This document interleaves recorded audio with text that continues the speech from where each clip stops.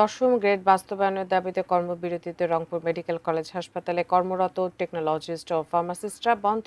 মেডিকেলের ঔষধ বিতরণ, রক্তের গ্রুপ পরীক্ষা, ফিজিওথেরাপি সহ রেডিওলজি বিভাগের সকল এক্স-রে।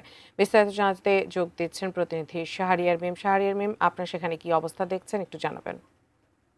রয়েছে রংপুর মেডিকেল কলেজ হাসপাতালের সামনে। আপনাকে জানিয়ে রাখি যে দশম গ্রেড বাস্তবায়নের দাবিতে রংপুর মেডিকেল কলেজ হাসপাতাল এবং আশেপাশে যারা রয়েছেন তারা কিন্তু এই মুহূর্তে এখানে কিন্তু কর্মবিরতি পালন করছেন। সকাল 8টা থেকে শুরু হওয়া এই কর্মবিরতি যারা রয়েছে 12টা পর্যন্ত আজকে এই কর্মবিরতি পালন করবে, যার ফলে রংপুর মেডিকেল কলেজ হাসপাতালের রেডিওলজি বিভাগ সম্পূর্ণ বন্ধ রয়েছে। ভোগান্তিকে রয়েছে তো অবশ্যই রুগীরা। আমরা এই পর্যায়ে কথা বলবো এখানে যারা রয়েছেন। মূলত এখন আপনারা কি চাচ্ছেন? ধন্যবাদ আপনাকে। আমরা আসলে চাচ্ছি আমাদের দশম গ্রেড, আমাদের যে প্রাণের দাবি, সেই দশম গ্রেডের প্রজ্ঞাপন আমরা চাচ্ছি। এই প্রজ্ঞাপন আমাদেরকে না দেওয়া হলে আমরা আমাদের পরবর্তী যে কর্মসূচি আছে কেন্দ্র ঘোষিত, আগামীকাল থেকে আমরা কমপ্লিট শাটডাউনে যাবো ইনশাআল্লাহ। রুগীদের সমস্যা হচ্ছে না? রুগীদের ভোগান্তি হচ্ছে, যেন আমরা আন্তরিকভাবে দুঃখিত, কিন্তু আমাদের দেয়ালে পিঠ থেকে গেছে, আমাদের এর বাইরে আর কিছু করার নেই। আমরা সরকারকে বিভিন্নভাবে বিভিন্ন সময় দিয়েছি, এরপরেও সরকারের উচ্চ মহলের এখন পর্যন্ত কোনো পজিটিভ সাড়া আমরা পাইনি। সেজন্যই মূলত আমাদের এই কর্মসূচি। ধন্যবাদ আপনাকে।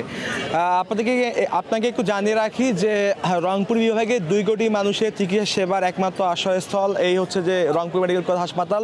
এখানকার যে স্বাস্থ্য বিভাগের পরীক্ষা নিরীক্ষা সব ধরনের এখন কিন্তু বন্ধ রয়েছে, যার কারণে এই হাসপাতালে থাকা রুগীরা তারা ফার্মেসি থেকে ওষুধ সংগ্রহ করতে পারছেন না এবং তাদের যে স্বাস্থ্য পরীক্ষা সেটি কিন্তু করতে পারছেন না।